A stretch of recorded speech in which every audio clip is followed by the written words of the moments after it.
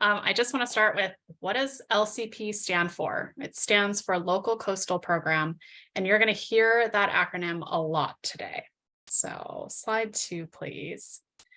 This is a 3-part training, and we hope there's something here for everyone.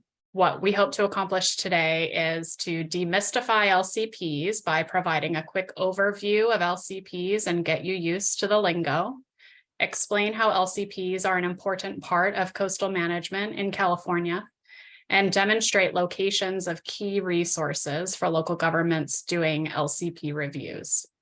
If you have any questions while we're going through the slides, please put them in the chat and we'll go through those at the end of the presentation. Slide 3, please. So first, let's get to know who's in the Zoom room today. I think we have a pretty wide audience with differing interests and experience with LCPs. So we're going to launch a quick poll. You should see that on your screen, and we'll give you a minute or two to answer.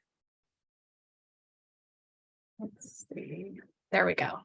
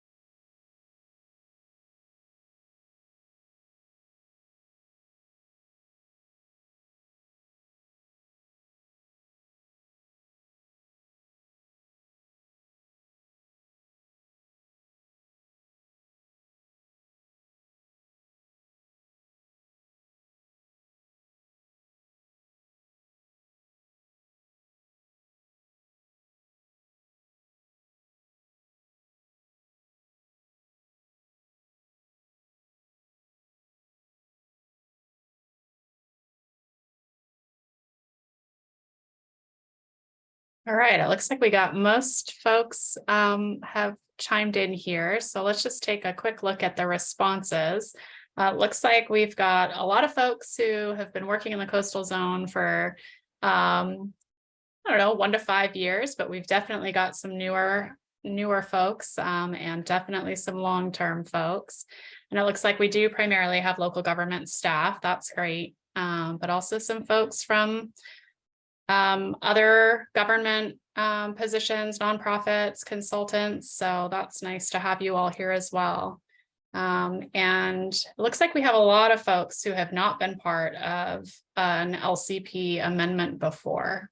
So this will be a really great opportunity to learn more about that process. All right, let's move on to slide 4, please. So I'm going to start with a little bit of history and background on who we are and what we do.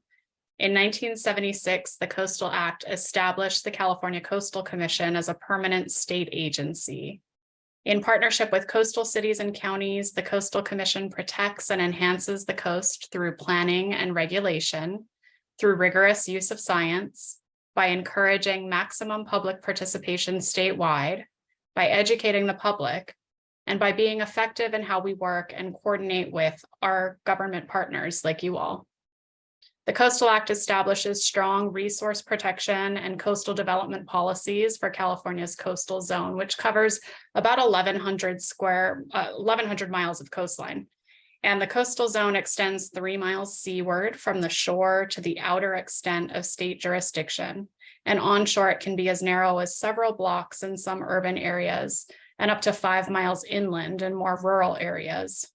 The coastal zone is outlined on this map, and it looks like a pretty small area, but over 80% of our state's population lives or works in or near the coast, so development pressures are high and often controversial.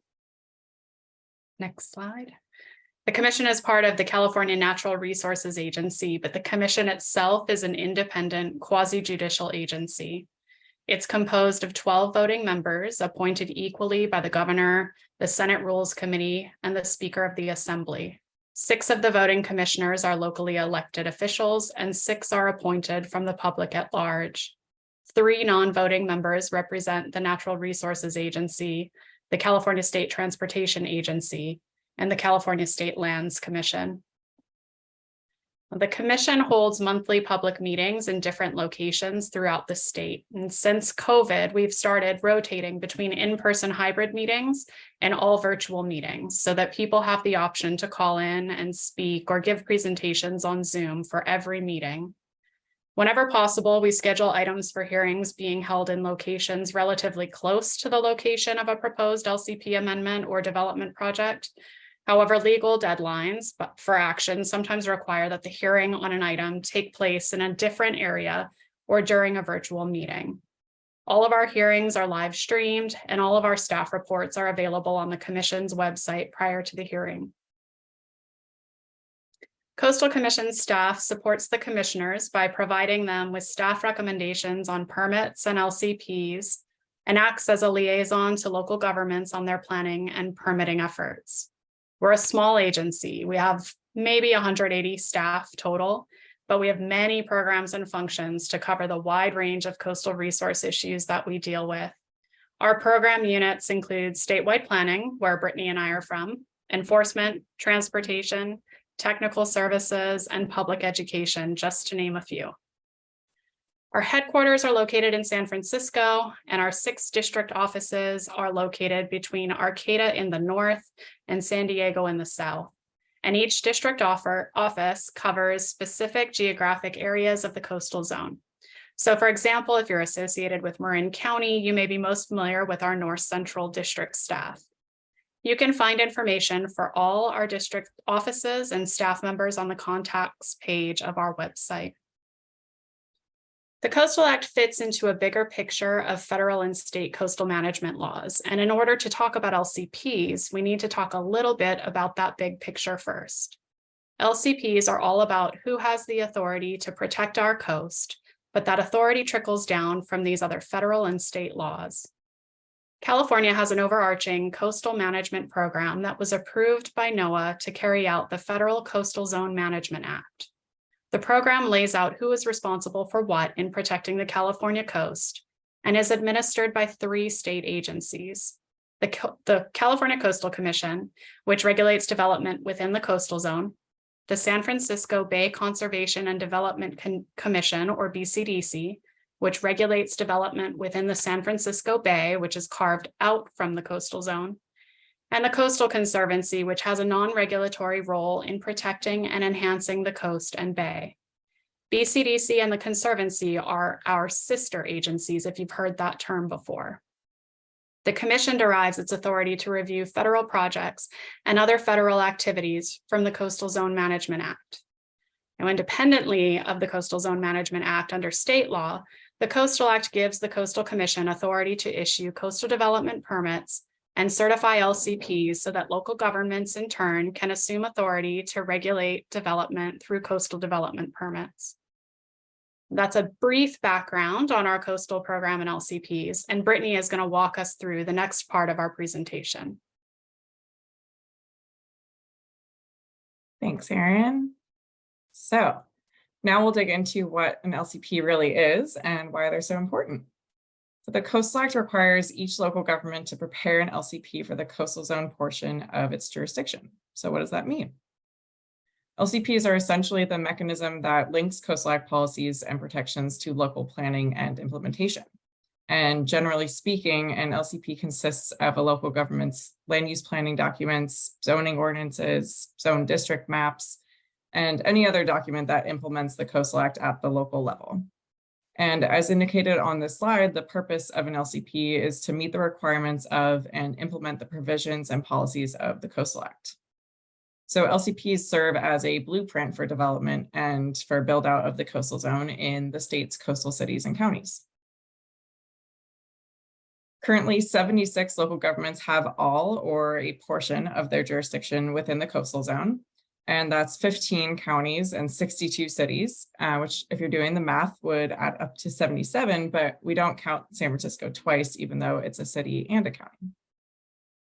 And about 75% of those local governments have a certified LCP. So that's 57 jurisdictions that are fully certified and issuing coastal development permits for all authorized segments, with another 6 jurisdictions that have at least 1 certified segment for which they're issuing coastal development permits. And that leaves 12 local governments that are wholly uncertified with no LCP for any part of their jurisdiction. And the Commission has been steadily working with those last remaining areas to get certified, while also working with certified jurisdictions to update existing LCP policies to address emerging issues like climate change and sea level rise and affordable housing. So why do we need LCPs? For the most part, state laws give cities and counties authority for land use planning. The California Constitution delegates authority to local governments to make and enforce laws that are not in conflict with general state laws. And in California, state law establishes goals and requirements and procedures for the planning and regulation of land use, particularly with regard to statewide issues. So this means that cities and counties that carry out planning for their jurisdictions do this consistent with the requirements of state laws. However, the Coastal Act operates a little differently. So rather than allowing the local government to decide how to harmonize its local laws with state laws on its own, the Coastal Act requires each coastal zone city and county to develop an LCP consistent with Chapter 3 of the Coastal Act. And this goes before the Commission for review and approval. And once an LCP is certified, the local government is delegated the authority to act on coastal development permits.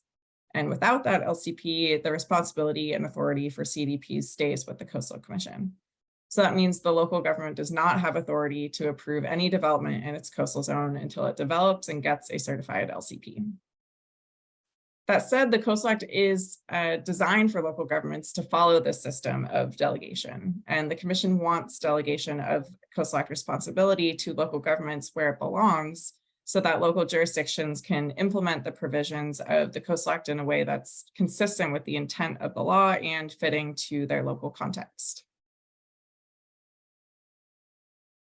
So the primary difference between the traditional general plan and zoning code and an LCP is that everything within the LCP is guided by and builds off of the Coastal Act.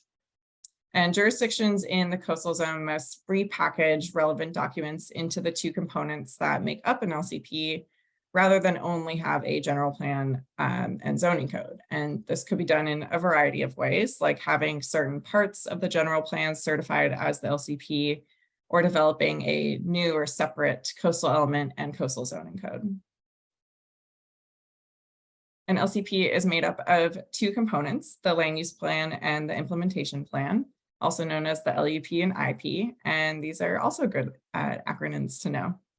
And we'll come back to what goes into these two components soon. This slide shows us the standard of review for the LUP and IP. The LUP must be consistent with Chapter 3 of the Coastal Act, and then the IP must be consistent with the certified LUP, which was, of course, certified as consistent with the Coastal Act. So let's look at what it means to be consistent with Chapter 3 of the Coastal Act. Chapter 3 of the Coastal Act is the standard of review for LUPs, but this means a lot more than just protection of coastal resources. The Coastal Act is both a resource protection law and a land use law. And in fact, Chapter 3 of the Coastal Act has these four main regulatory functions. It protects environmental and other public resources in the coastal zone. It ensures that new development is sited and designed to minimize risk from hazards, including by planning for sea level rise and wildfire and shoreline erosion. It identifies and prioritizes certain land uses in the coastal zone, like visitor serving uses, public access and recreation, and coastal dependent land uses. And it includes a number of other general land use planning topics that relate to the types and siting and pattern of development in the coastal zone, including things like transportation planning and sustainable growth. So for an LUP to be found consistent with Chapter 3 of the Coastal Act and to get certified by the Commission, all of these topics need to be integrated into the LUP as appropriate to local circumstances. It's also important to note that there is no definition of coastal resources in the Coastal Act, and this slide shows just one interpretation, just intended to give you the flavor of how extensive coastal resources are and how much needs to be considered in an LCP. There are many different types of land and water and marine and shoreline resources, as well as public access and recreation and visual resources. So we already know that LCPs are made up of an LUP and IP, but let's take a deeper dive on what those components can look like. LUPs include anything that address the kinds and location and density and intensity of use of land and water in the coastal zone area of a local jurisdiction. And LUPs can be broken down into these three categories, and this will always look a little different depending on the local context, but in general, land use planning covers everything that defines and prioritizes what land uses can go where, such as a land use map, land use designations, and land use policies. Coastal resource protection covers anything that addresses the types of use or level of protection of coastal resources, such as the preservation, enhancement, or restoration of any of those coastal resources that you saw on the earlier slide. And planning for new development covers anything related to the siting and design and evaluation or processing or approval of new development. So LUPs are often grouped into chapters that are themed after the topics covered in Chapter 3 of the Coastal Act, since that is the standard of review. And this list isn't comprehensive, but these are just the common topics that we see in an LUP. And not all topics are applicable to every jurisdiction. For example, an LUP may not need to cover agriculture if the jurisdiction is highly urbanized and doesn't have any. IPs also vary greatly, but they can also be broken down into these three general categories.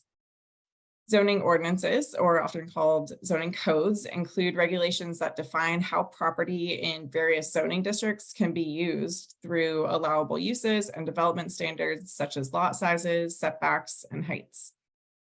And this is also where we find permit procedures for new development, like how CDPs and appeals are processed and what the hearing and noticing requirements are. Then zoning maps will delineate the zoning districts for every parcel in the local jurisdiction. And the zones on the zoning map show where the corresponding zoning regulations in the zoning code should apply. Then other implementing actions can include any other regulation or procedures or programs or guidelines that serve to implement the LUP. That could include development agreements, specific plans, or architectural guidelines. And again, this is not a comprehensive list, but these are just some of the common topics in an IP. And every IP is different, but they're often grouped into chapters that discuss the administrative procedures, the zoning regulations for each zoning district, and then the more topical regulations that apply to multiple zoning districts or the entire jurisdiction, like non-conforming uses and hazard setbacks and habitat buffers. So LCPs are so important because they give local governments the authority to protect coastal resources and regulate coastal development in a way that's consistent with Chapter 3 of the Coastal Act, but fitting to the local context and accessible to the local population. It's essentially an extension of responsibility for carrying out the Coastal Act from the Coastal Commission to the local government. And LCPs are also a great partnership tool for the Commission and local governments to work together on creative and proactive ways to address challenging issues like sea level rise and affordable housing, or other topics of local and statewide importance. And I'll turn it back over to Erin to get the last segment of our presentation today. All right, so for our last segment of the webinar, we'll go through some basics of how LCPs are processed and where you can find some good resources about LCPs. First and foremost, we always recommend reaching out to Coastal Commission staff in whichever district office covers your jurisdiction to talk early on about any upcoming LCP amendments. Even better if you have regular check-ins with our staff that you can do this at. This pre-submittal process helps us understand the reason for the amendment, let you know if there are any potential red flags, and help you get through the rest of the process smoothly. The earlier these conversations can start, the better, so that we can work out as many issues as possible before the amendment goes through your local hearing process. Now, once you've gone through your local hearing process and are ready to submit your LCP amendment to the Commission, our district staff can help you determine the materials that need to be submitted. So items that need to be submitted with an LCP amendment application include, but may not be limited to, a cover letter with context about the purpose of the LCP amendment, signed ordinances and resolutions, the LCP amendment itself in red line changes to clearly show what is being modified, hearing notices and staff reports, CEQA documents, and a mailing list for interested parties. Again, we highly recommend coordinating with your district staff person on the contents of your submittal package before you formally submit so that your application can be as complete as possible. Once you do formally submit, commission staff will review the materials within 10 working days, unless there are unusual circumstances, and will provide you with a written confirmation that the application is complete or that additional materials or information is needed before the submittal can be deemed filed.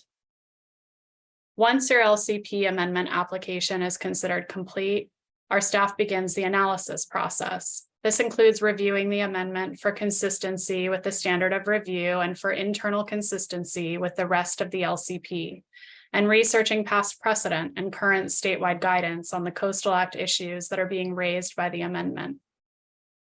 Based on that analysis, our staff will write a staff report with a recommendation for the commission on what action to take, which may include approval as submitted, approval with suggested modifications, or denial.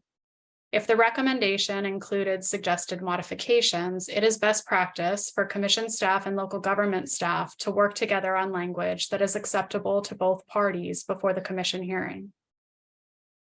Now, this brings us to the commission hearing, where the commission may act in accordance with the staff recommendation or may modify that recommendation depending on the circumstances. So most of that LCP process, except for the pre-submittal coordination, happens on a timeline. The Coastal Act provides the procedures for how LCPs must be processed, and in general, an LUP amendment or joint LUP and IP amendment must be taken to hearing within 90 working days of a complete submittal, and within 60 working days for amendments to the IP only, with up to a 1-year extension permitted for good cause. Then there are 3 ways to bring an LCP amendment to a commission hearing. It can be a de minimis amendment, which means that the amendment has no individual or cumulative impact on coastal resources. A minor amendment, which can include non-substantive revisions or procedural changes, or a major amendment, which typically includes anything that does not meet the definition of de minimis or minor and involves suggested modifications. No matter what kind of LCP amendment, pre-submittal coordination is key. So the more commission staff and local government staff can coordinate early to identify and resolve any issues, the more things will go smoothly after the formal submittal. To demystify the LCP hearing process a bit more, local government staff or a representative from their board or council will always have the opportunity to present on their LCP amendment to the commission following commission staff's presentation.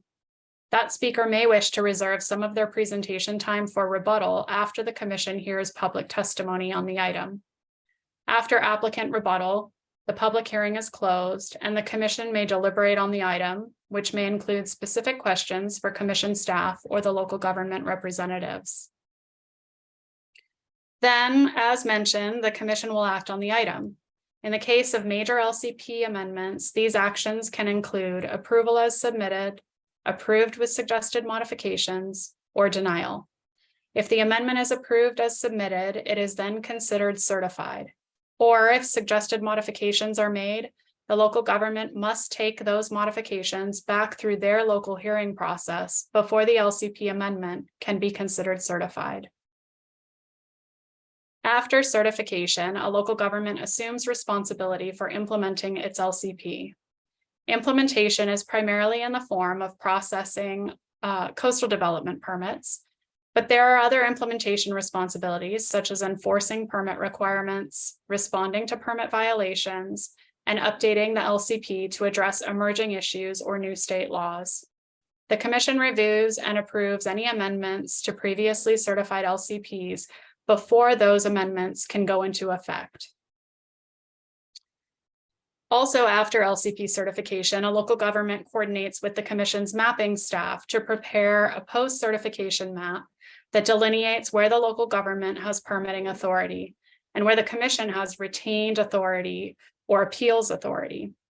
So the commission retains permit jurisdiction in tidelands, submerged lands, and public trust lands, as well as areas of deferred certification. Although not shown on the post-certification map, the commission also has permit jurisdiction over development with permits previously issued by the commission that have conditions affecting future development, and consolidated permits where projects include areas in a certified LCP and the commission's permitting jurisdiction, and the local government and applicant have agreed to allow the commission to issue a single permit for that work. The commission has appeals jurisdiction over development between the sea and the first public road, within 300 feet of the inland extent of any beach or the mean high tide line where there is no beach, within 300 feet of the top of the seaward face of any coastal bluff, within 100 feet of any wetland, estuary, or stream. And then again, not shown on the post-cert map, the commission also has appeals jurisdiction over development that constitutes a major public works or major energy facility, and development approved by counties that is not designated as the principal permitted use under the county LCP. And these post-certification maps also go before the commission for certification. So the work isn't done once an LCP is certified. The commission continues to work with local governments as partners in many different ways, such as through reviewing locally permitted projects in the commission's appeals jurisdiction, certifying LCP amendments and comprehensive updates for older LCPs, providing financial support through our LCP grant program, and working with jurisdictions to incorporate new science, new policy direction, or new state law requirements into certified LCPs.